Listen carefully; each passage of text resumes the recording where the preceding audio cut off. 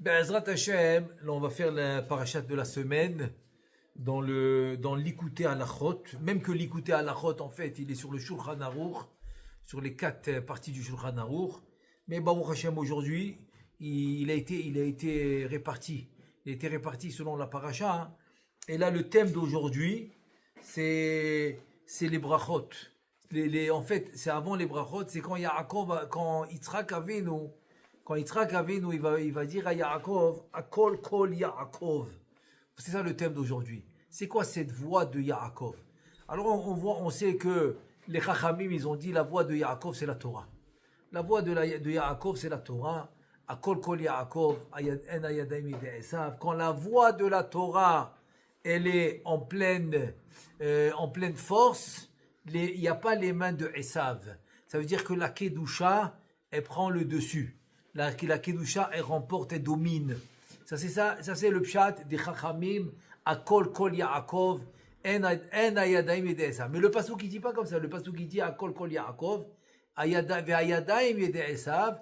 Donc il y a un deuxième pshat que Baruch Hashem j'avais fait l'année dernière. C'est en fait quand la voix de la Torah est en pleine puissance et elle domine. Donc celui qui a ramené cette Gdusha dans le monde par la voix de la Torah, il a aussi les mains de Esav, il les reçoit. Donc il a aussi la force physique. Ça c'est déjà un pshat plus dans les mots. Parce que dans le passage c'est écrit à Kol Kol Yaakov, Ve'a Yadayim Yede Esav. Donc ça veut dire que quoi? Ça veut dire que finalement l'homme avec la force de la Torah, hein, il peut recevoir aussi la force physique, comme on a vu avec Yaakov quand il est venu pour quand il a rencontré Rachel devant le Be'er. On sait qu'il y a trois qui ont rencontré leur shidour dans le Be'er. Eliezer, Yaakov et Moshe. Donc Bezrat Hashem, on va voir ça va être la semaine prochaine. Vayetse, paracha suivant. Donc Yaakov a rencontré Rachel à côté du puits. Et là c'est écrit que quoi? Qu'il y avait une pierre. Il y avait une pierre sur le puits. Et il fallait plusieurs bergers pour pousser la pierre. Et on voit que Yaakov, il a poussé la pierre qui prenait peut-être une vingtaine de personnes. Pour la pousser. Il a poussé tout seul, comme un bouchon qu'il enlève de la bouteille. Donc pour te dire qu'il avait aussi la force physique. En tout cas, ça c'était par rapport au pshat. Maintenant, on va voir Bezrat Hashem, l'écouter à la chot, il dit comme ça. Veze kol inyan abrachot, shukhrach Yaakov lekablam bechokma miyitzchak aviv kita'a be'esav.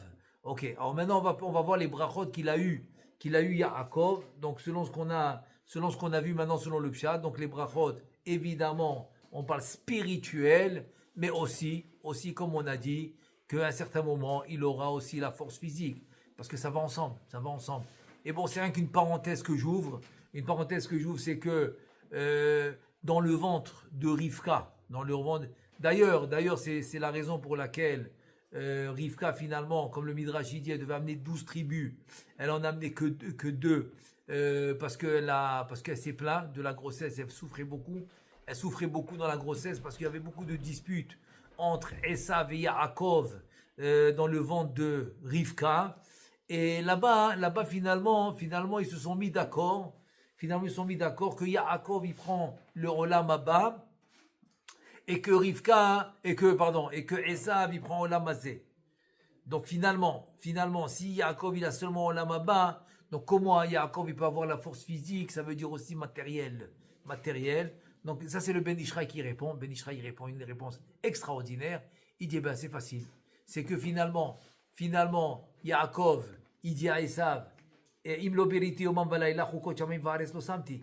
Ça veut dire que c'est vrai, moi j'ai choisi la Torah. Toi tu as choisi Olam Hazé. Mais le Olam Hazé, ce monde matériel physique, il tient grâce à qui? Il existe grâce à son existence de ce monde. Il existe son existence, la source de son existence. Elle existe grâce à la Torah. Parce que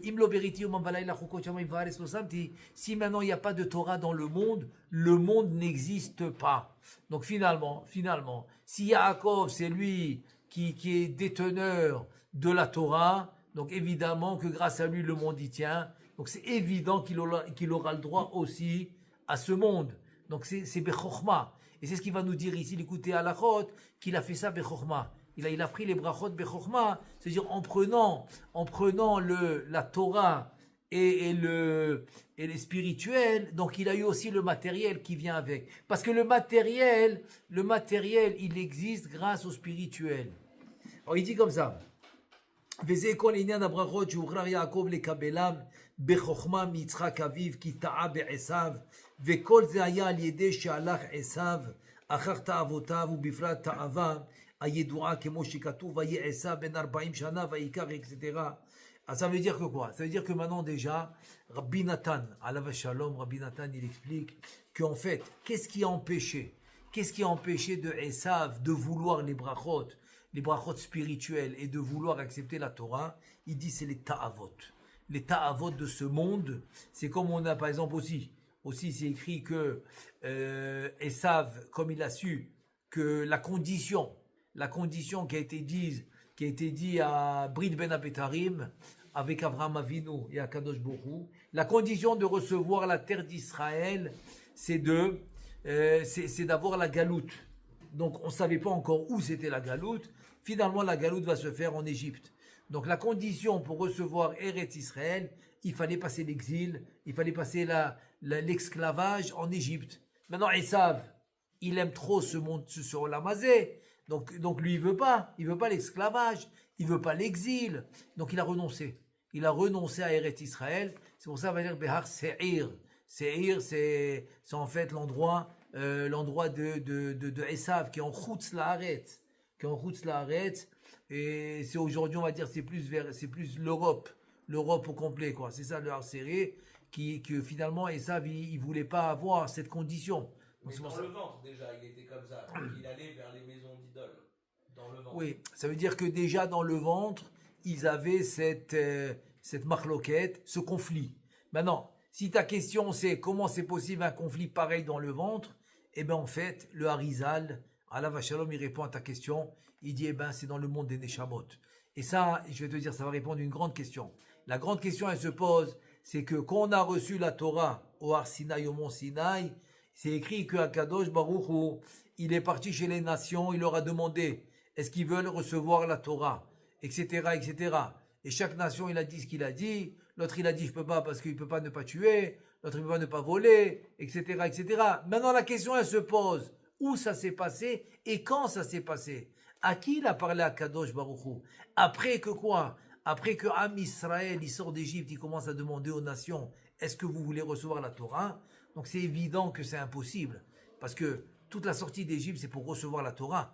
Donc c'est pas possible maintenant, en cours de route, de me dire, ben, on a changé les plans. Et maintenant la Torah, elle va aller, par exemple, à Ishmaël, parce qu'il a accepté la Torah. C'est impossible. Donc en fait, c'est dans le monde des Neshamot, c'est la réponse à ta question, dans le monde des Neshamot. De la même manière que dans le monde des Neshamot, là-bas il y a les Sarim, c'est les représentants des nations, il leur a parlé. Donc là aussi, c'est les représentants, en fait, c'est les Neshamot. La Neshama de Esav et Yaakov, etc. Donc il nous dit, donc ça c'est la suite du pasuk, Vatiyena morat ruach leItzchak, ou l'ifra kemo shipiresh Rashi, shenimshal l'achzir, c'est-à-dire que en fait, c'est quoi le nimshal? En fait, on va dire c'est le mashal. C'est-à-dire le mashal de Esav qui essayait de conquérir l'attention de son père. Il te dit c'est le chazir, c'est le cochon. Pourquoi le cochon? Parce que le cochon, il a les sabots fendus, mais il rumine pas, mais donc il veut montrer qu'il est cachère. Donc il va te montrer ses sabots fendus. Donc ça c'est un peu l'histoire de Esav, c'est un peu l'histoire des ta'avot.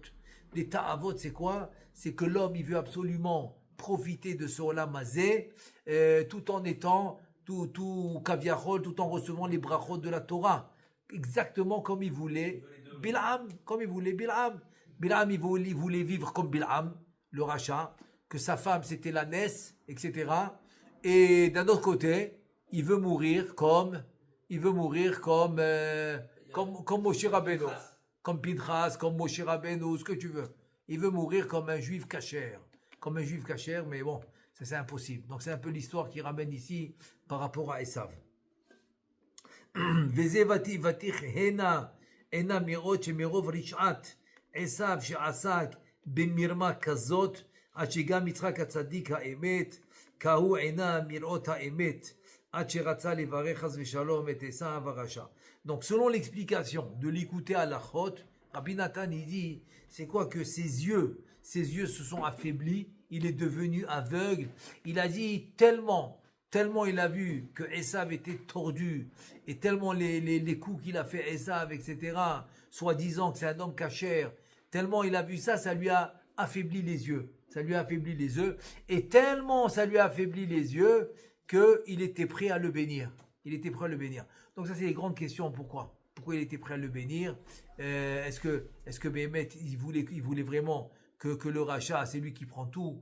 Et non, il y a le Shareora, il dit, parce qu'en fait, il voulait que toute la domination de Olam Hazeh va chez lui. Comme ça va obliger le Ham Israël à faire la Torah et les mitzvot, et qu'Aviachol, il n'y aura pas de choix. C'est-à-dire que chaque fois que le Ham Israël, Chas v'Shalom, il sort du chemin, donc automatiquement, on va dire le bâton d'Akadosh Baruch Hu serait Esav, et on voit qu'Akadosh Baruch Hu n'a pas accepté.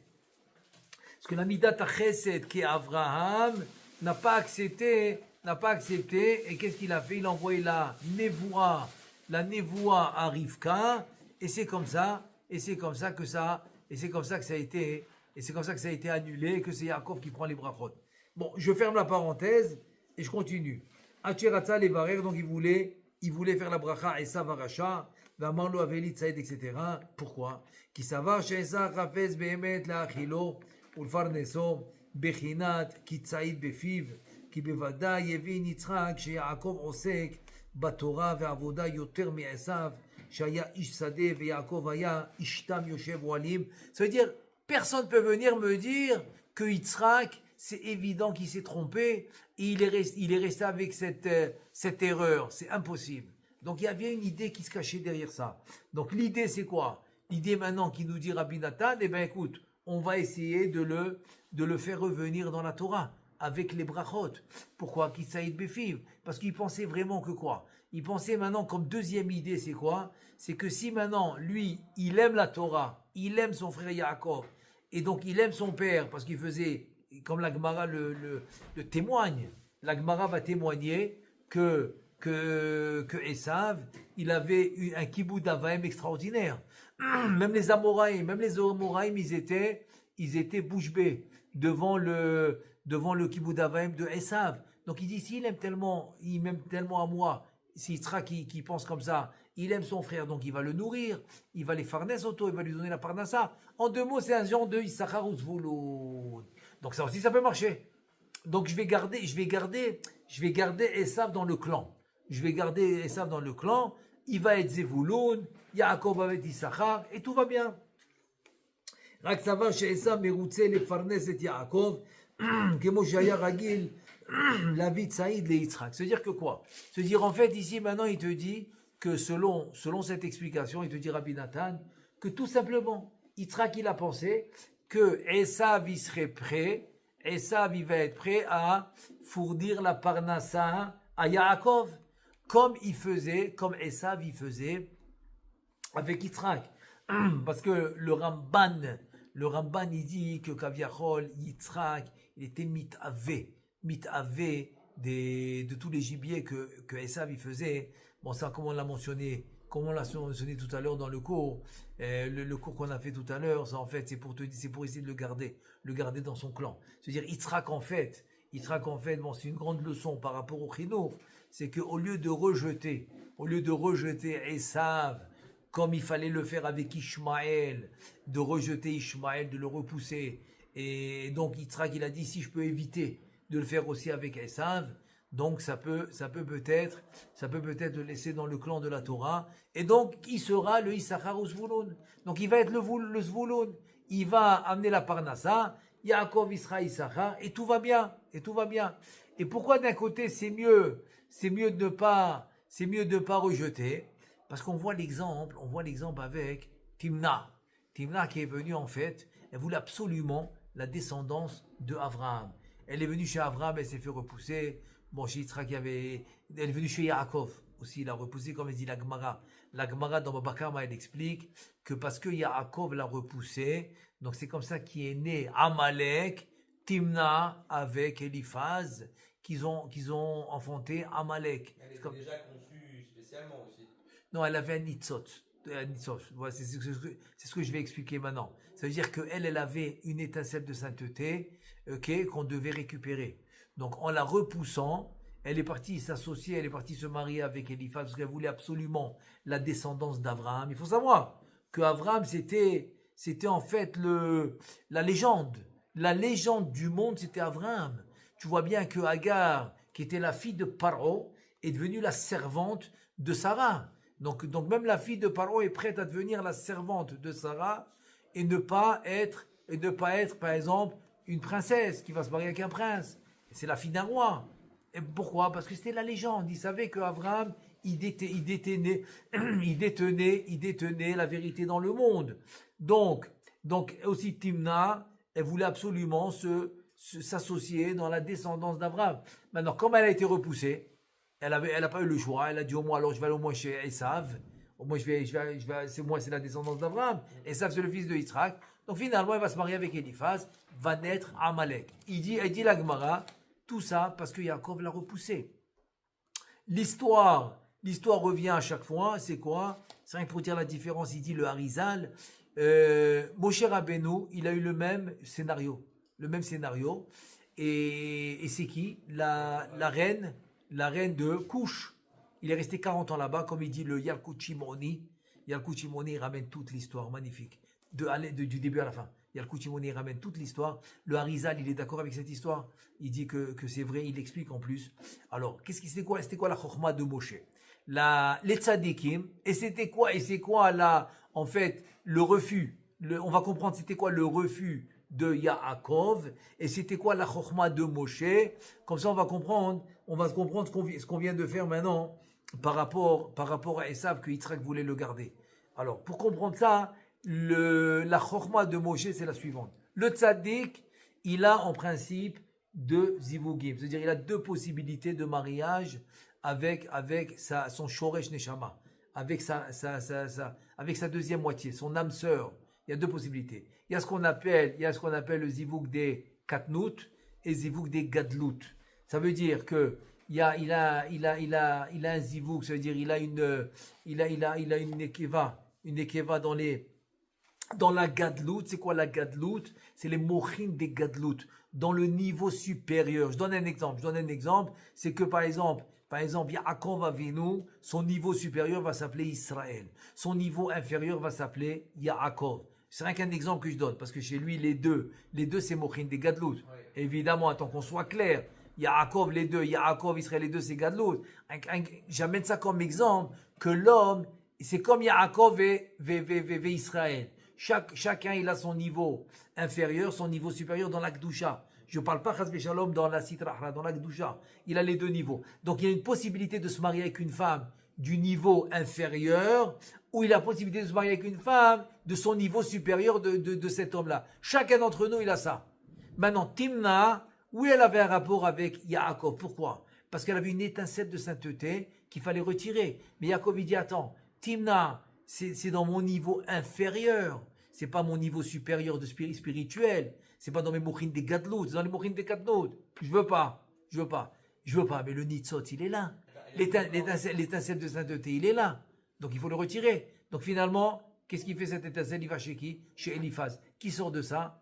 Et Amalek. Donc la Gemara, tu comprends la Gemara qui dit que quoi? Qui dit que Amalek, il est sorti parce que Yaakov l'a refusé. Donc c'était quoi maintenant? C'était quoi la chokhma qui devait faire Yaakov? C'est la chokhma de Moshe. Moshe, il arrive à Couche, et voilà qu'il devient le roi de Couche, avec toute l'histoire. Bon, elle est très longue là-bas, mais très intéressante. Et alors, on va faire l'histoire courte. Il devient le roi, très bien.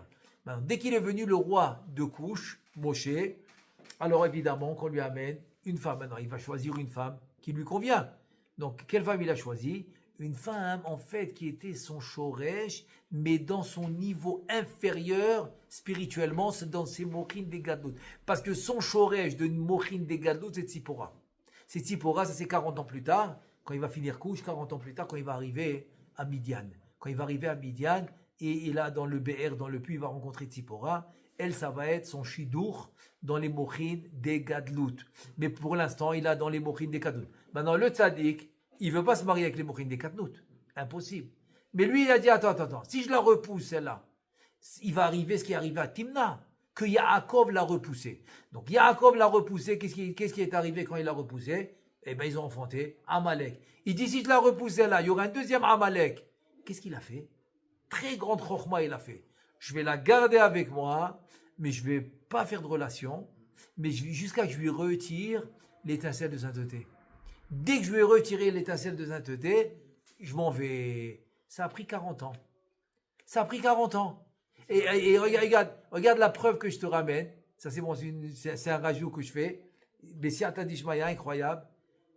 Elle s'est jamais plainte. Elle n'a jamais rien dit pendant 40 ans. Après 40 ans, elle a décidé de parler. Elle a dit, attends, mais c'est quoi cet homme que vous m'amenez? Il m'a jamais touché. On n'a jamais été ensemble. On peut pas avoir des enfants comme ça. Qu'est-ce qui se passe? Attends, j'ai pas compris. Attends, qu'est-ce que tu as fait pendant 40 ans? Pendant 40 ans, elle a pas ouvert sa bouche. Qu'est-ce qui se passe?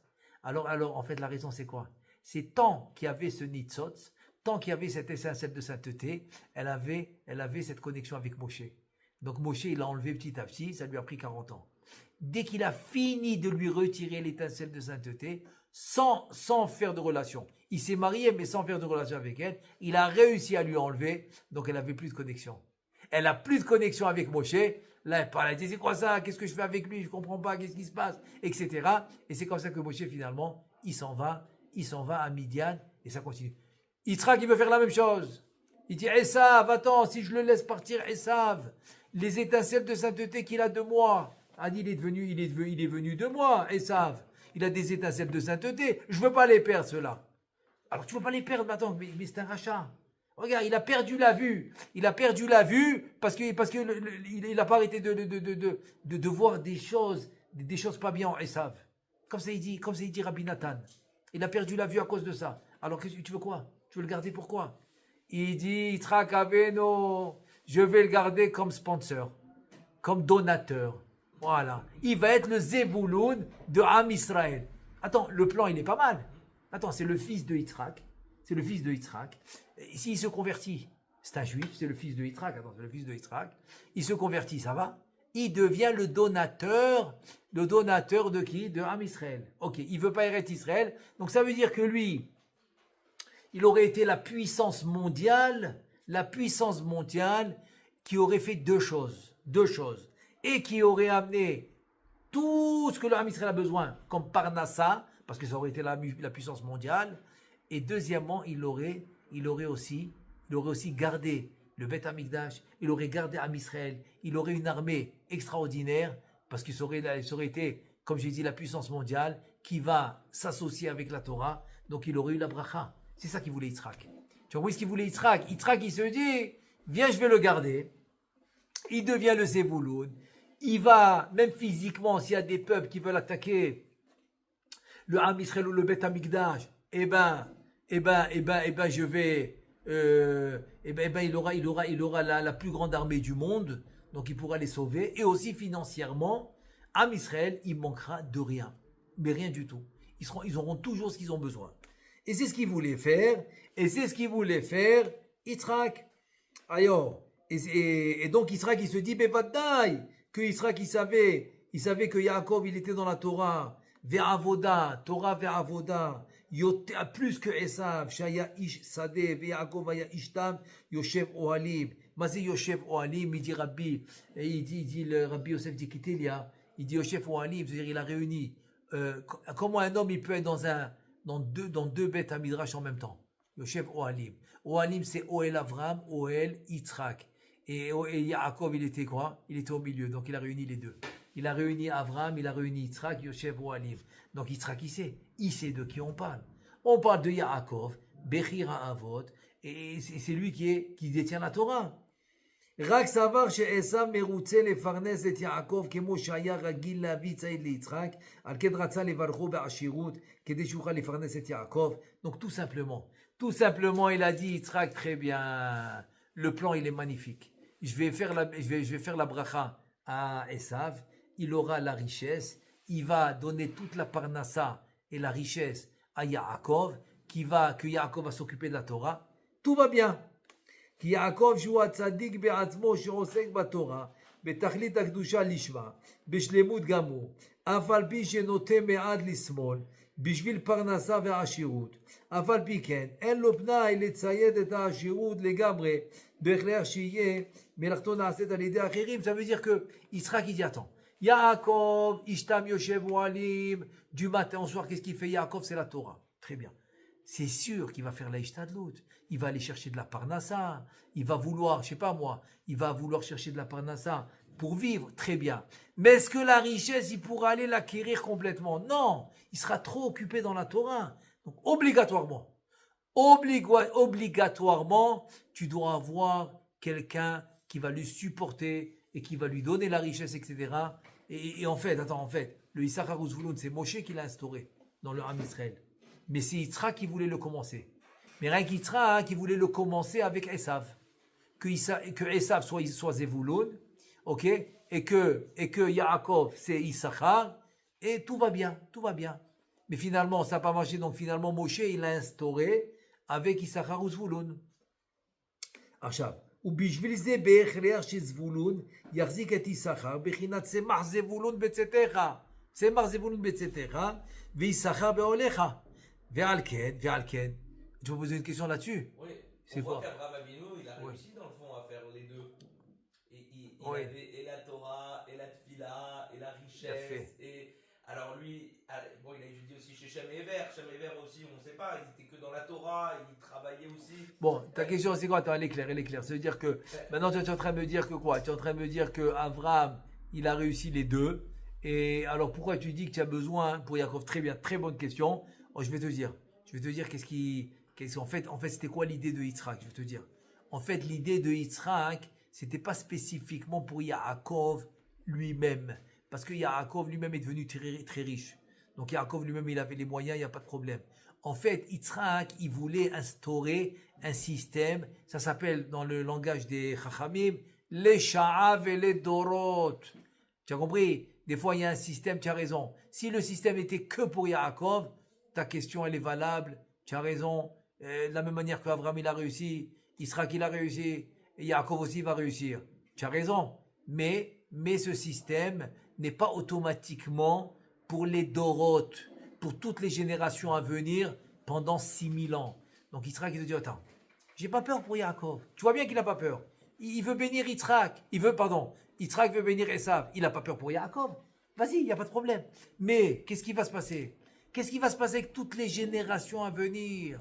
Attends, il faut savoir que Yitzhak, il avait Ruach HaKodesh, il voyait tout ce qui va se passer dans Am Israël. Donc il s'est dit, pour toutes les générations à venir, il faut que je garde Esav dans mon clan, et comme ça je pourrais Béhémet instaurer ce système, le système de Issachar ou Zvulun. ועל כן צבר יצחק לברך את עשיו בפרנסה בשביל זה, כדי שיחזיק את יעקב הצדיק, שעל ידי זה בוודאי היה מתקן עשיו וישב בתשובה. Donc si maintenant Esav Béhémet, il était en position de recevoir on va dire ce tafkid, s'il était en position de recevoir, alors Béhémet, il aurait été Metoukan. Tout le monde aurait été Metoukan. Ça aurait été un monde extraordinaire. Donc finalement, l'idée de Yitzhak était extraordinaire. C'était extraordinaire, quoi. C'était le monde entier. Le monde entier va travailler pour Am Israël. Nous, on va rien que s'occuper des yeshivot, du Bet HaMikdash, des korbanot, et le monde entier va s'occuper de notre parnassa et de notre protection avec l'armée. ועל כן דקדק יצחק ואמר לו, ועשה לי מטעמים כאשר אהבתי, ודרשו רבותינו ז"ל כאשר אהבתי, מפיקודין. Voilà, Chazak ou Baruch, exactement. C'est que les étrangers vont s'occuper de notre troupeau, vont s'occuper de notre parnassa, vont s'occuper de tout. De tout. Nous, on va s'occuper rien que du Beth Amikdash, de notre filote, de nos limoud à Torah, en fait, rien c'est le monde parfait, quoi. C'est le monde parfait. Et Kacher Aafti mi Pikudin, Dease, Velo Kacher, Saneti mi Pikudin, Delo Taase. Aïnou Shizir, ça veut dire quoi? Ça veut dire quoi? Tu vas me faire des mat'amim, des plats succulents comme j'aime.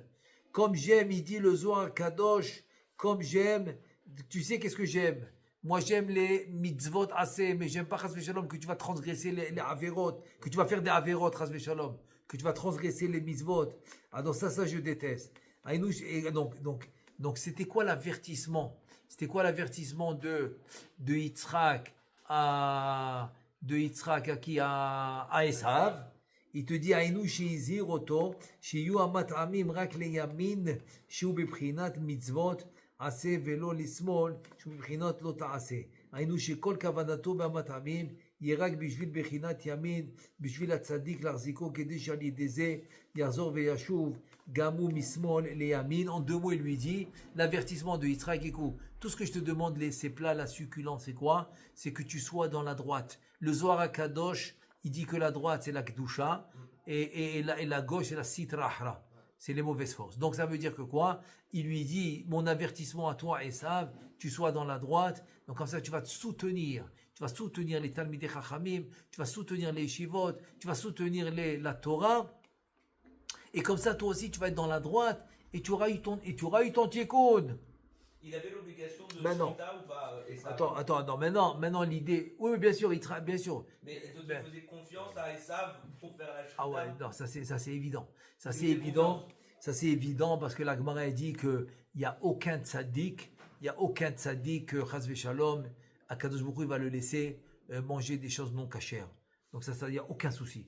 Il y a aucun souci que Esav Aracha, ah ouais, bien sûr. il faisait la Shrita. Non, c'est pas. Je vais te dire, c'est un peu plus que ça. C'est pas par rapport à Esav Aracha, pas du tout. C'est par rapport, c'est une ashgacha.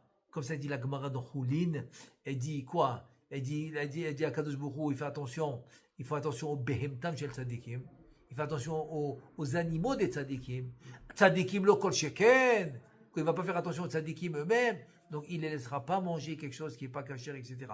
Donc de là, même pas besoin de s'allonger là-dessus. Ça c'est une protection assurée. Il n'y a aucun souci. Il n'y a aucun souci là-dessus. C'est sûr que Yitzhak, finalement, il n'aura que des choses cachères. Ça, c'est sûr. Maintenant, ce qu'il faut comprendre, qu'est-ce qui s'est passé avec Rivka? Attends, c'est une très belle... je veux dire, c'est le planning, comment on appelle ça? Le scénario, il est très bien. Il est très bien, le scénario. Rivka, Shomad, elle écoute. Mazé, elle écoute, ça veut dire, elle reçoit le Ruach HaKodesh. Par qui? Par le Chesed qui est Abraham. Quand Avraham il est en haut, c'est le Chesed, il envoie le Ruach HaKodesh à qui? À Rivka. Vehi yad'a ha'emet, shekol kavanat Esav, rak le'areh al ken, izira et Yaakov lachtof et abrachot bechokma me'aviv. Donc maintenant elle sait que Esav, il n'y a aucune possibilité. Que Esav, c'est pas comme les exemples qu'on a amenés, comme Timna, ou comme l'exemple de la femme de Couche qu'il avait Moshe à Couche. Il n'y a pas d'étincelle divine chez Esav. On peut dire plus que ça. C'est que voit que les intentions de Esav sont pas du tout dans les intentions de Yitzhak. Donc il dit attends, Yitzhak c'est très beau ce que tu veux, c'est très beau, mais il n'est pas avec toi du tout. Il n'est pas dans tes intentions, il est même pas dans les rêves, quoi, il n'est même pas à 2%. Il n'est pas dans tes intentions à toi. Donc tu perds ton temps. Maintenant, elle ne va pas le dire à Yitzhak, elle n'a pas le temps. Elle n'a pas le temps d'aller même de discuter avec Yitzhak, son mari. Qu'est-ce qu'elle fait? Tout de suite, elle envoie Yaakov. Elle lui dit, ne pose pas de questions, fais ce que je te dis. Il faut qu'on arrête le système. Parce que même que le système, il aurait pu marcher. Mais ça, c'est à condition que Esav soit un candidat. Mais Rivka te dit, attends, Esav, c'est même pas un candidat, parce qu'il a rien à voir avec les intentions de Yitzhak, rien à voir. Donc, וזה שהלבישה אותו בגדי עשיו, וכן הלבישה על ידיו את חלקת צווארה ואת עורו את גידי עזים, על ידי זה ולא הכירו כי היו ידיו בידי עשיו, אחיו שעירו ויברכהו, זה רמז שהצדיק בחינת יעקב שעוסק בתורה, רק לשמה מוכרח להלביש את עצמו בבחינת שעירות, בחינת בגדי. Alors en fait, finalement, qu'est-ce qu'il nous dit Rabbi Nathan? Il nous dit, écoute bien, finalement, l'idée c'est la suivante, c'est que finalement, Rivka, elle vient, qu'est-ce qu'elle fait? Elle dit, écoute, puisque maintenant je sais c'est qui Esav, donc je sais que Esav ne va pas être à la hauteur, il va pas être à la hauteur du bon plan, du plan extraordinaire de Yitzhak, pas du tout. Donc qu'est-ce que je dois faire? Donc la question, qu'est-ce que je dois faire? Alors elle met les habits de Esav. Ça veut dire quoi les habits de Esav? Ça veut dire que finalement, la parnassa que tu veux faire passer par qui? La parnassa que tu veux faire passer par Yitzhak, que tu veux faire passer par Esav, toi Yitzhak, la parnassa tu veux la faire passer par Esav, elle met les habits de Esav sur Yaakov pour dire, non, Yaakov il aura la parnassa sans passer par Esav. Donc tu as vu un peu le changement de situation. Yitzhak il se dit, écoute, je veux qu'il soit tranquille pour toutes les générations à venir. Donc la parnassa vient chez Esav, il va fournir la parnassa de tout le monde. Rivka dit ok, si c'était l'intention de Esav, je suis d'accord, mais c'est pas du tout son intention. Donc qu'est-ce qu'elle fait Rivka? Elle fait une coupure. Elle dit non, je coupe. Je coupe quoi? Je coupe l'intention qu'il a Yitzhak de donner la bracha à Esav, je la coupe. Ça veut dire que quoi? Finalement la bracha, elle va être à Yaakov. Et donc finalement, c'est Yaakov qui aura la bracha de la parnassa et la bracha de la Torah. Et comme j'ai dit tout à l'heure, c'est pas une question de me dire, mais attends, dans le ventre de la mer, ils se sont disputés. En fait, j'ai répondu que c'est dans le monde des Neshamot. Dans le monde des Neshamot, il y a eu déjà cette dispute entre Esav et Yaakov. Et donc la réponse est, tout simplement, la réponse c'est quoi? C'est que Esav, il a pris Olam Hazé. Mais le Olam Hazé, il dépend de la Torah de Yaakov. Donc sans la Torah de Yaakov, il n'y a pas de Olam Hazé. Donc automatiquement que Esav il dépend de Yaakov. La vie de Esav dépend de Yaakov. La parnassa de Esav dépend de Yaakov. L'existence de Esav dépend de Yaakov. Tout dépend de la Torah. Donc qu'est-ce qu'elle a dit, Rivka? De toute manière, Esav il n'a pas d'intention, il n'a pas aucune intention de fournir quoi que ce soit à Yaakov. Alors autant donner la bracha directement à Yaakov, puisqu'elle lui revient, c'est à lui. Puisqu'il a choisi Olam Haba, donc le Olam Hazé, il tient grâce à lui, et c'est comme ça qu'il a reçu la bracha. Mais en fait, maintenant, ce qu'on veut rien que rajouter peut-être, je veux la source. Je veux la source de cette bracha. Où est-ce qu'elle est cette bracha? D'où il a reçu? Et là, le Harizal, il va nous dévoiler que cette bracha, en fait, c'est dans les mazal. C'est quoi les mazal? C'est que dans la Gemara, il dit, les Chachamim, ils ramènent, même dans le Midrash, ils ramènent ça, que l'obisruta talia milta et la bemazala talia milta. Ça veut dire quoi? D'un autre côté, tu me dis dans la Gemara de Shabbat, en mazal et Israël. C'est-à-dire que Am Israël ne dépend pas du mazal. C'est quoi le mazal? C'est les 12 astres des Goïm. Am Israël ne dépend pas d'eux. Et d'un autre côté, tu me dis, mais Am Israël ne dépend pas du srout, du mérite, il dépend du mazal. Alors décide-toi. En fait, le mazal des Goïm, ça c'est le mazal que nous, on ne dépend pas d'eux. Ça veut dire que quoi? Ça veut dire que quelqu'un qui étudie la Torah et qui fait la Torah, les mitzvot, la tfila, etc., il est au-dessus de ce mazal, donc il peut acquérir plus haut. En fait, c'est quoi? Alors en fait, ce que je demande, c'est quoi l'adresse que Kaviachol et Yitzhak va ouvrir? Quelle adresse Yitzhak va ouvrir à Yaakov, ok? Qui va être en fait le mazal à Elion, pas les mazalot, les 12 astres des Goïm. Non, le vrai mazal des mazalot qui est où? Qui est dans le harir des Hatzilut, qui est le Keter des Hatzilut. Et en fait, c'est la Dikna Kadisha. On a 13 attributs dans la Dikna Kadisha, dans la barbe du Keter. Il y a 13 attributs.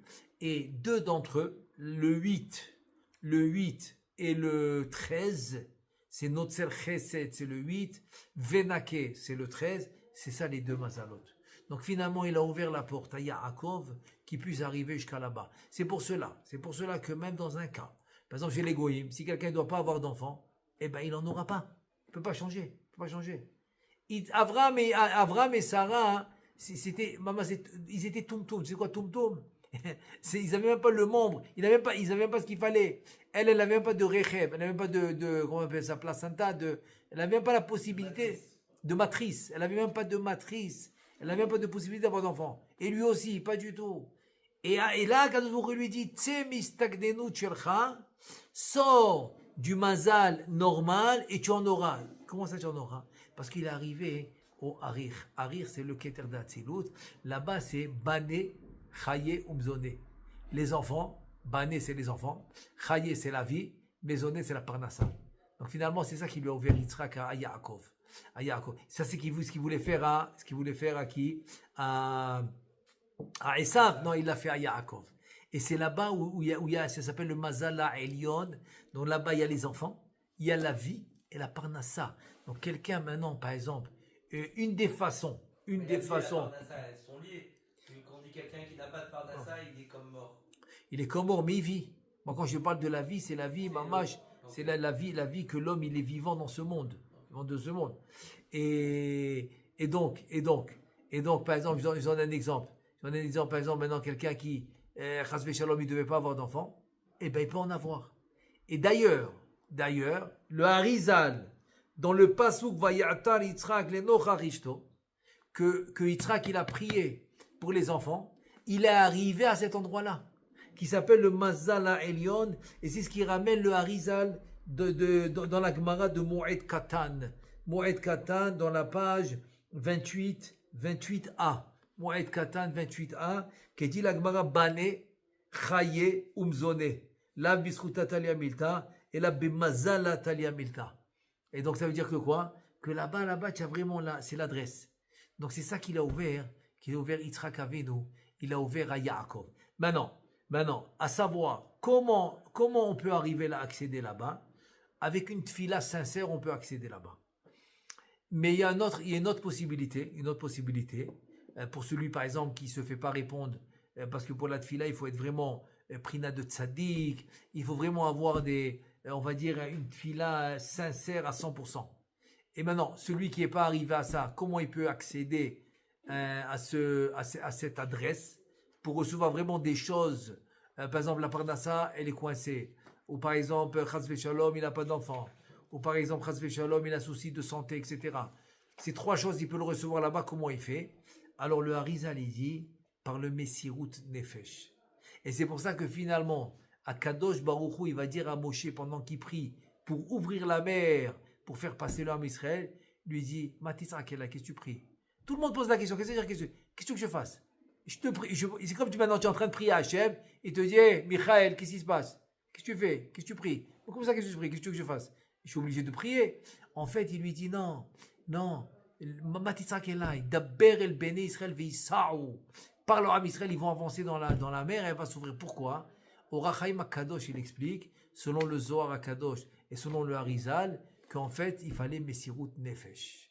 Donc, quand tu fais Messirut Nefesh, ça t'ouvre cette adresse qui s'appelle Bane Chayum Zone, les enfants, la vie et la Parnassa. Ça t'ouvre cette adresse quand tu fais Messirut Nefesh.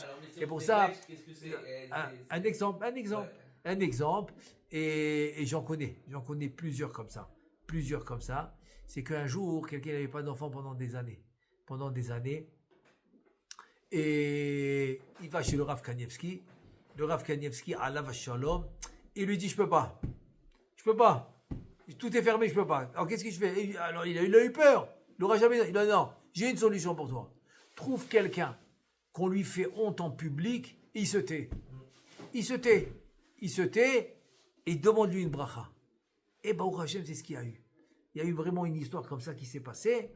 Je ne vais pas maintenant rentrer dans les détails, que vraiment il a eu une honte grave. C'était un barreau que sa maman l'a envoyé faire les courses. Il a rempli l'acadie. Il est passé dans la caisse, etc.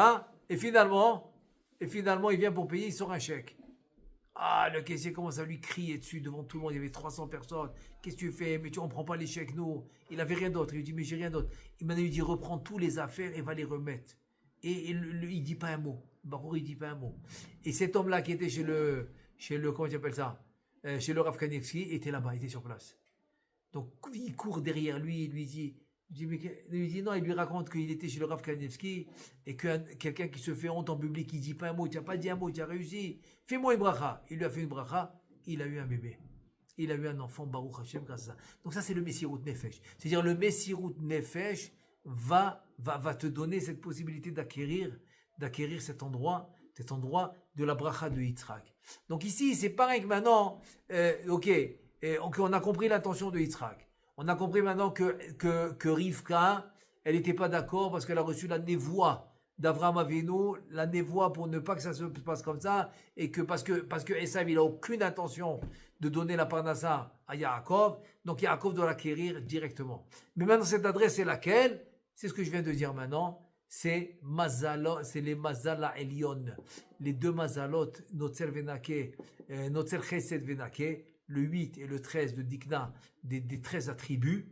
Et c'est celui-là qui est finalement le plus haut niveau pour recevoir tout ce que l'homme il peut rasver shalom manquer dans ce monde, tout peut arriver de là-bas. Donc ça arrive par exemple, j'ai dit avec une fila sincère, très très sincère. Et deuxièmement, ça peut venir avec un Messirut Nefesh. Messirut Nefesh peut lui amener ça. Alors Bezrat Hashem, qu'Hashem nous aide. Bezrat Hashem toujours être dans la bracha de Yitzhak. Amen ve amen. Baruch Adonai le'olam. Amen ve amen.